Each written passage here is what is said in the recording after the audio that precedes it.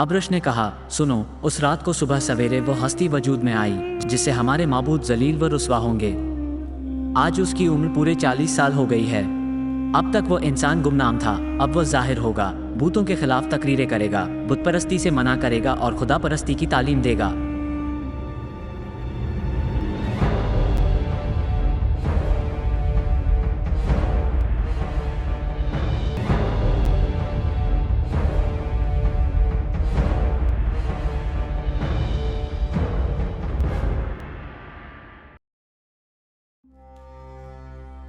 बिस्मिल्लाहिर्रहमानिर्रहीम। रसूलुल्लाह सल्लल्लाहु अलैहि वसल्लम की मुबारक ज़िंदगी विलादत से लेकर फ़तह मक्का तक।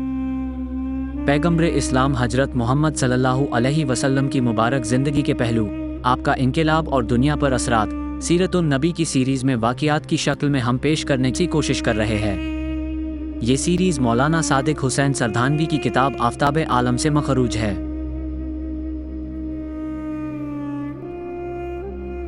सीरतुन नबी की शुरुआत।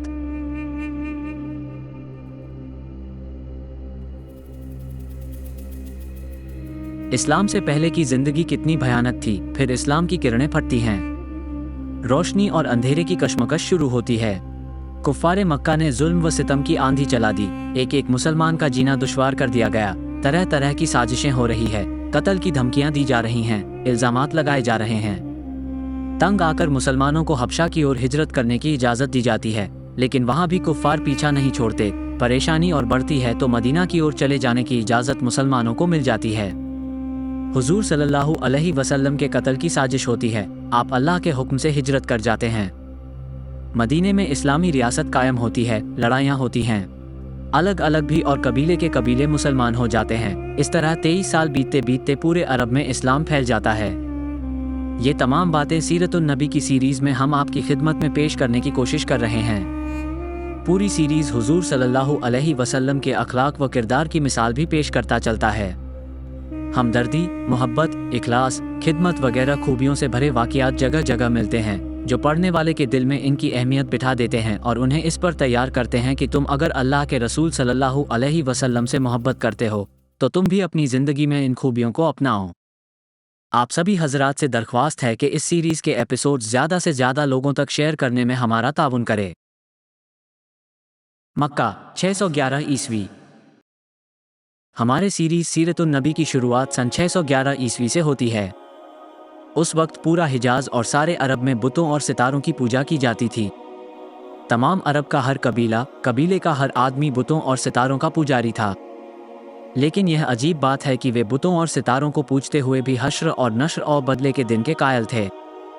मुर्दों को दफन करते थे। कब्रों में ऊँटों को इसलिए ज़िबह करते थे कि उनका अकीदा था कि वे हश्र के दिन इस ऊँट पर सवार होकर चले जाएंगे। वे तौहीद के कायल थे, खुदा को कायनात का पैदा करने वाला मानते थे। बुतों को अल्लाह के दरबार में शफाअत करने वाला समझकर उनकी पूजा करते थे। सुबह हो चुकी थी, ठंडी हवा चल रही थी। उस वक्त मक्का के एक कोने से बहुत ही हल्की सुरीली आवाज़ पैदा हुई, जो धीरे धीरे बढ़ने लगी और बढ़ते बढ़ते इतनी बढ़ी कि मक्का शहर की गली गली, कूचे कूचे, घर घर में इसकी आवाज़ सुनी गई। अरबों की ईद। आज अरबों की ईद थी।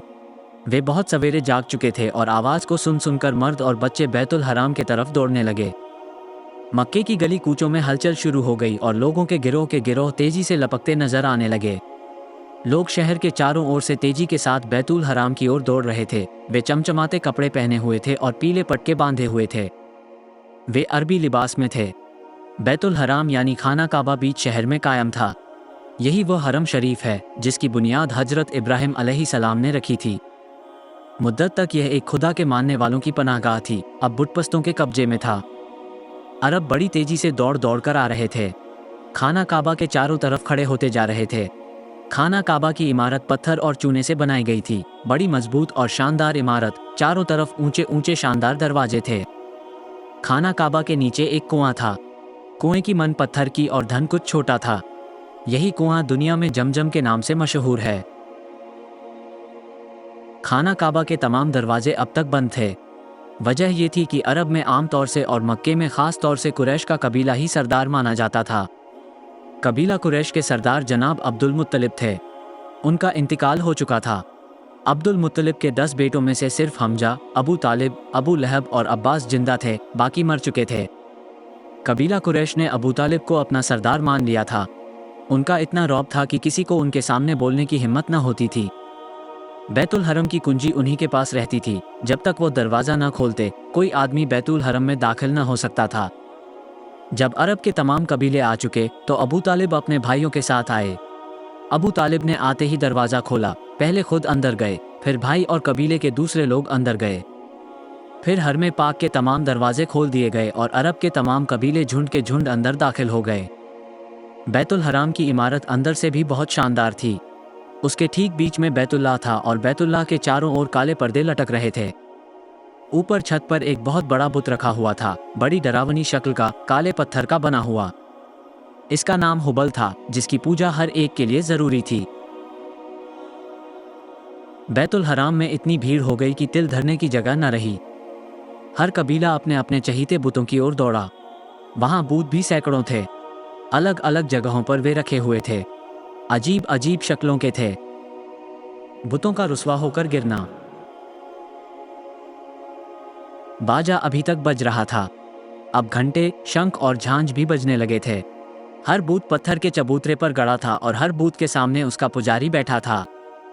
तमाम बुतों के सामने बहुत से लोग सजदों में पड़े हुए थे। अबू तालिब, अबू लहब, हमजा और अब्बास खाना काबा की छत पर चढ़कर हुबल के सामने जा पड़े थे। बुतपरस्ती का ऐसा मंजर शायद ही किसी की नज़र से गुजरा हो। अभी ये लोग सजदे ही में पड़े हुए थे कि तेज़ हवा के झोंके चलने लगे। हवाएं रेत के जर्रों को उठा उठाकर उड़ाने लगीं। अब सूरज निकलकर कुछ ऊंचाई पर जा चुका था। धूप हर चारों तरफ फैल गई थी। पर आज धूप में वो तेज़ी, वो चमक और वो गर्मी नहीं जो हर दिन होती थी, बल्कि रोज से भी ज्यादा धूप फीकी फीकी सी लग रही थी।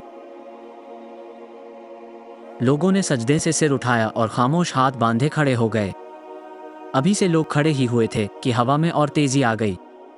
सभी ने घबरा कर आसमान की तरफ देखा। आसमान लाल अंगारा हो रहा था, जैसे उसमें आग लग गई हो और आग के शोलों ने उसे लाल बना दिया हो।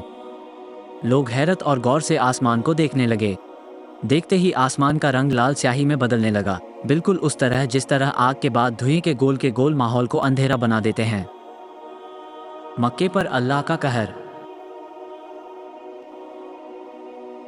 इस मंजर को देखकर अरबों के हवास जाते रहे। वे एक बार फिर अपने बुतों के सामने सजदे में गिर गए। सभी घबराए हुए थे, डरे और सहमे हुए थे। पुजारियों ने थोड़ी बुलंद आवाज से कहा, रोवो, गिड़गिड़ाओ, बूतों के पुजारियों, खूब रो, बुतों से इस बला को दूर करने के लिए दुआ मांगो। रोने की एक आम आवाज बुलंद हुई। लोग चीखने और चिल्लाने लगे। रो रोकर बूतों से इस बला से बचे रहने की इल्तिजाएं करने लगे। हवा इतनी तेज हो गई थी कि खड़े हुए झटका खाकर गिरने लगे थे। सूरज जैसे छिप गया था, दिन रात में बदल चुका था। कोई चीज नजर न आती थी। हवा के तेज झोंके रेत के ढेर ला लाकर उलट देते थे। अबू तालिब और उनके भाई, जो खाना काबा की छत पर थे, चबूतरे के नीचे पड़े हुए थे। अबू लहब न जाने कैसे उनसे अलग हो गया। हवा ने उसे उठाया और छत से नीचे गिरा दिया। उसने खौफनाक चीख मारी, पर उसकी आवाज़ चीखों की आवाज़ में गुम होकर रह गई। मक्के पर कहरे इलाही नाजिल हो रहा था। बच्चे और बूढ़े सब के सब चीख और चिल्ला रहे थे। रो रोकर अपने माबूदों से इल्तिजाएं कर रहे थे, पर उनके माबूद पत्थर के थे, वे कुछ सुनते ही न थे। लोगों की घबराहट बढ़ रही थी, उनके दिल कांप रहे थे। यहाँ तक कि वे चीख चीख कर रोने लगे। अल्लाह को उनकी आवाज़ पर रहम आया। तेज़ हवा के झोंके कम होने लगे। अंधेरा छटने लगा, उजाला बढ़ने लगा। थोड़ी ही देर में हवा थम गई। गर्द और धूल छट गई। सूरज चमकने लगा। अरबों की जान में जान आई। वे उठ खड़े हुए। अभी ये लोग खड़े हुए थे कि पश्चिम की ओर से एक अजीब किस्म की रोशनी और चमक देखी। लोगों की हैरानी बढ़ गई। इससे पहले उन्होंने कभी ऐसी रोशनी ना देखी थी और ना ऐसी चमक। अभी वे हैरान ही हो रहे थे कि एक बूढ़े ने बुलंद आवाज से कहा, ऐ शरीफ अरबो, तुमने इस रोशनी और चमक को देखा। आओ, मैं तुम्हें बताऊं कि क्या बात है। ये सुनते ही सब लोग उस तरफ दौड़ पड़े। दुनिया करवट लेने वाली है। बूढ़ा एक ऊंचे चबूतरे पर बैठकर कहने लगा, सब खामोश हो जाओ, ऐसे खामोश कि मेरी कमजोर आवाज तुम में से हर आदमी सुन सके। खामोशी के साथ खड़े सब उस बूढ़े को ताकने लगे। इस बीच अबू तालिब और उनके भाई भी खाना काबा की छत से उतरकर बूढ़े के करीब आ खड़े हुए। उस वक्त बैतुल हराम में मरघट जैसी खामोशी छाई हुई थी। हर आदमी चुपचाप खड़ा बूढ़े को देख रहा था। अबू लहब जो खाना काबा की छत से नीचे लुढ़क गया था, उसके पांवों पर चोट आ गई थी। वो भी लंगड़ाता हुआ चलकर अबू तालिब के पास आ खड़ा हुआ और बूढ़े को गौर भरी नजरों से देखने लगा। बूढ़ा आदमी अजीब शक्ल व सूरत का इंसान था। उसका चेहरा लंबोतरा, गाल पिचके हुए, हड्डियां उभरी हुई, माथा तंग, आंखें छोटी, अंदर को धसी हुई थीं। सिर के बाल सफ़ेद और लंबे थे, जो औरतों की लटों की तरह खजूर के रेशों से गंधे दोनों ओर सीने पर पड़े थे। दाढ़ी नाफ तक लंबी थी, मुझे दाढ़ी से मिल गई थी।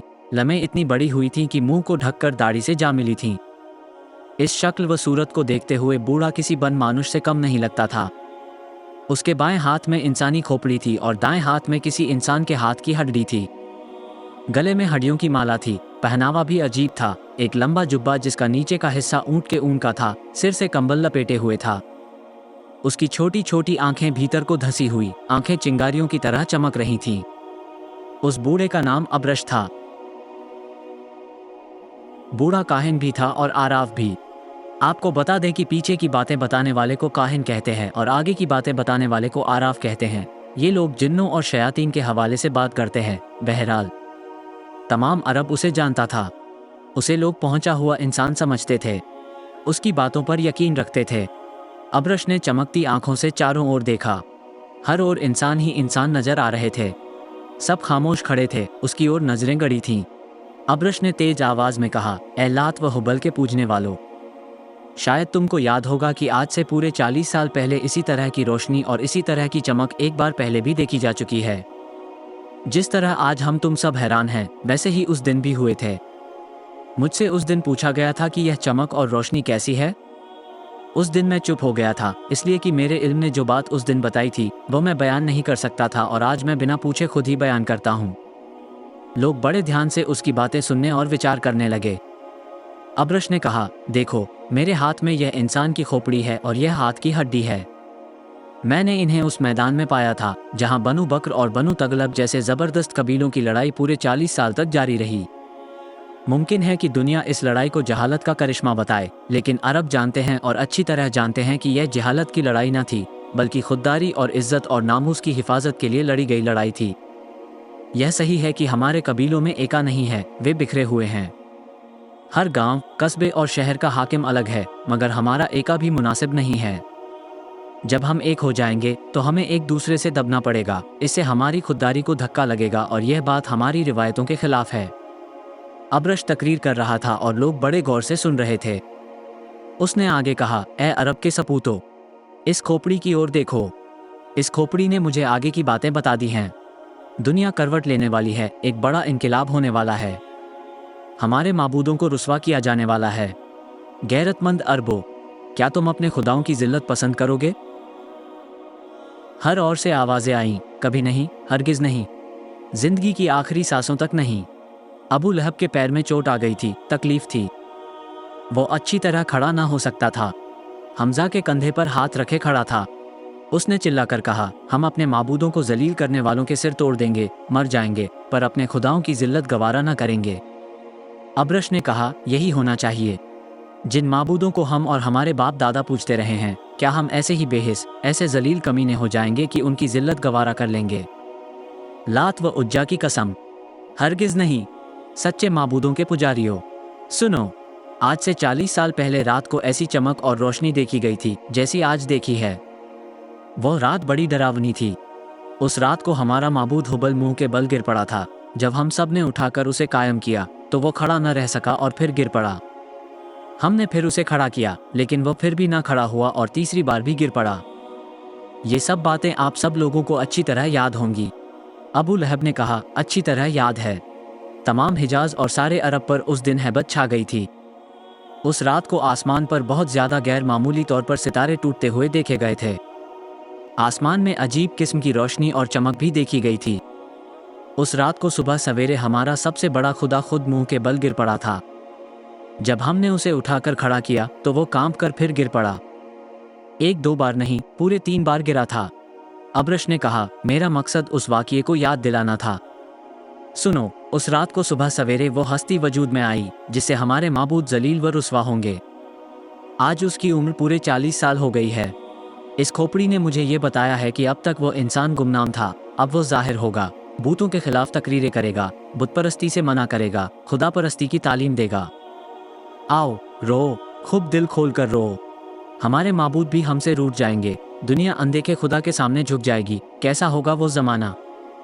अबरश की आंखें भीग गईं। मजमे में से अक्सर लोग रोने लगे। अबू जहल ने कहा, मुकद्दस हबल की कसम, मैं हर उस आदमी को कत्ल कर डालूंगा जो अनदेखे खुदा को सजदा करेगा। अबरश ने कहा, काश तुम ऐसा कर सकते, पर यह खोपड़ी कहती है कि ऐसा ना कर सकोगे। देखोगे अपनी आंखों से अपने माबूद की जिल्लत। हमजा ने पूछा, है उपाय उससे बचने का? अबरश ने कहा, है क्यों नहीं। पहले तो आपस के झगड़े बंद करो, तमाम कबीले एक हो जाओ और वायदा करो कि खुदा को मानने वाले की जोरदार मुखालफत करोगे, चाहे वो कोई भी हो, किसी कबीले का हो, उसको सताने में कोताही ना करोगे और कोशिश करके उसे कत्ल कर डालोगे। अरब में यूं तो बहुत से कबीले थे, लेकिन उनमें से कुछ ही थे जिनका ज्यादा एहतराम किया जाता था। इनमें भी बनी हाशिम की सबसे ज्यादा इज्जत होती थी। चूंकि खाना काबा का एहतराम तमाम कबीले करते थे, हर कबीले का माबूद बैतुल हराम में था। काबा मक्का में था, मक्का में बनी हाशिम की हुकूमत थी, इसलिए भी यह कबीला और कबीलों से मुमताज माना जाता था। अबरश को यह ख्याल हुआ था कि उनके माबूदों को जलील करने वाला अगर बनी हाशिम में से हुआ तो बनी हाशिम के दबदबे और रोब की वजह से कोई इस तरफ देख ना सकेगा, इसलिए उसने ये चाल चली कि बैतुल हराम में सबसे इकरार लेना चाहा। अरबों की एक खास बात यह भी थी कि जो अहद व इकरार वे कर लेते थे उससे पीछे न हटते थे, चाहे उसमें कितना ही माली और जानी नुकसान क्यों न हो। तमाम अरबों ने झुक झुक कर अपने माबूदों का नाम लेकर अहद व इकरार किया कि वे अपने माबूदों को बुरा कहने वालों को कत्ल किए बिना न छोड़ेंगे, चाहे उनका ताल्लुक किसी कबीले से हो। सबके बाद में अबू लहब ने कहा, काहिन, तुम शायद कबीला बनी हाशिम की ओर इशारा कर रहे हो। मैं वायदा करता हूं कि अगर ऐसा हमारे कबीले में होगा तो सबसे पहले मेरी तलवार उसके सर पर चमकेगी। फिर अबरश ने बताया, मेरा ख्याल नहीं, बल्कि मुझे खोपड़ी बता रही है कि माबूदों को बातिल करार देने वाला बनी हाशिम में से होगा। अबरश के हाथों में जो खोपड़ी थी उसने ज़मीन पर साफ अल्फाजों में लिखा हुआ था, मोहम्मद। सब इस नाम को देखकर हैरान रह गए। हुजूर सल्लल्लाहु अलैहि वसल्लम के आमद की बशारत। हजरत मोहम्मद सल्लल्लाहु अलैहि वसल्लम अब्दुल्ला के बेटे, अब्दुल मुत्तलिब के पोते, अबू लहब, हमजा, अब्बास और अबू तालिब के भतीजे थे। मुआरखन के कौल से आप 21 अप्रैल 571 ईस्वी रबीउल अव्वल के महीने में सन आमुल फील सोमवार के दिन सूरज निकलने से पहले बहुत सुबह सवेरे पैदा हुए थे। अब आपकी उम्र 40 साल हो गई थी। लोग जानते थे और अच्छी तरह जानते थे कि आपसे ज़्यादा सच्चा और अमानतदार कोई नहीं। बहुत कम बोलते, तन्हाई पसंद करते, कभी कभी पहाड़ों पर चले जाते, कई कई दिन वहाँ रहते, लेकिन अभी तक उनकी ओर से कोई ऐसी बात ना हुई थी जिससे यह गुमान किया जा सकता कि वो बुतों के खिलाफ आवाज़ उठाने वाले हैं। आपके वालिद का इंतकाल आपकी पैदाइश से पहले ही हो चुका था। जब आप 6 साल के हुए, आपकी वालिदा का इंतकाल हो गया। इस तरह आप बचपन ही में बाप और माँ के साए से महरूम हो गए। माँ बाप की वफ़ात के बाद आप दादा की निगरानी में रहे। जब 8 वर्ष 2 माह 10 दिन के हुए तो आपके दादा अब्दुल मुत्तलिब भी इस दुनिया से गुजर गए। अब आपके चचा अबू तालिब आपके वली हुए। आप उनके पास रहकर 40 साल की उम्र को पहुँचे। यूँ तो पूरा अरब आपके अच्छे अखलाक और बर्ताव की वजह से आपको मानता था, लेकिन सबसे ज़्यादा अबू तालिब आपको मानते थे। अबू तालिब ने कहा, अबरश, क्या तुम प्यारे भतीजे पर इल्ज़ाम लगाकर कोई फितना खड़ा करना चाहते हो? हरगिज़ ऐसा ना करो, मैं इसे बर्दाश्त नहीं कर सकता। अबरश ने कहा, हुजूर, मैं मुकद्दस हुबल की कसम खाकर कहता हूँ कि मैं अपनी ओर से न कुछ कह रहा हूँ न कर रहा हूँ। मेरा इल्म इस खोपड़ी के ज़रिए से जो मुझे बता रहा है वही कह रहा हूँ। अबू तालिब ने जोश में आकर कहा, तुम झूठे हो, तुमको हमारे ख़ानदान से कोई दुश्मनी है। इस दुश्मनी को गैबदानी के पर्दे में निकाल रहे हो। अबरश ने नरमी के साथ कहा, ए मक्का के सरदार, मेरी यह हिम्मत नहीं है कि हुजूर के ख़ानदान पर कोई इल्ज़ाम लगाऊं। हुजूर के ख़ानदान का पला हुआ हूँ, नमक खा रहा हूँ। मेरे दिल व दिमाग में दुश्मनी का ख्याल तक नहीं आ सकता। ज़रा सब्र कीजिए और देखिए खोपड़ी क्या कहती है। अबू तालिब खामोश हो गए। अबरश ने खोपड़ी घुमानी शुरू की, इतनी घुमाई कि वो गोल दायरा और फिर गोल दायरे से सिर्फ एक बिंदी बनकर रह गई। अबरश ने कहा, देखिए, खोपड़ी एक बिंदी बनकर रह गई है, पर देखिए और ध्यान से देखिए, ये बिंदी खुदाओं को जलील करने वाले का नाम बनकर चमकेगी। सब ने बिंदी को ध्यान से देखा। बिंदी फैलने लगी, फलते फैलते नाम बनी और निहायत आब व ताब से चमकने लगी। सब ने देखा, ध्यान से देखा, हैरत से देखा, साफ और मोटे हरफों में मोहम्मद लिखा हुआ था। अबरश ने कहा, तुमने देख लिया, अब सुनो, अगर तुम अपने माबूदों को खुश कर लो तो जो फितना पैदा होने वाला है वो दब जाए। अबू लहब ने पूछा, माबूदों को खुश करने का तरीका कौन सा है? अबरश ने कहा, ये खोपड़ी जवाब देगी। खोपड़ी अभी तक घूम रही थी, अब नाम गायब हो गया था और सिर्फ बिंदी ही बाकी रह गई थी। लोग इस बिंदी को बड़े ध्यान से देख रहे थे। बिंदी फिर फैलनी शुरू हुई और देखते देखते लफ्ज बन गई। सब ने पढ़ा, चमकदार लफ्जों में लिखा था, कुर्बानी।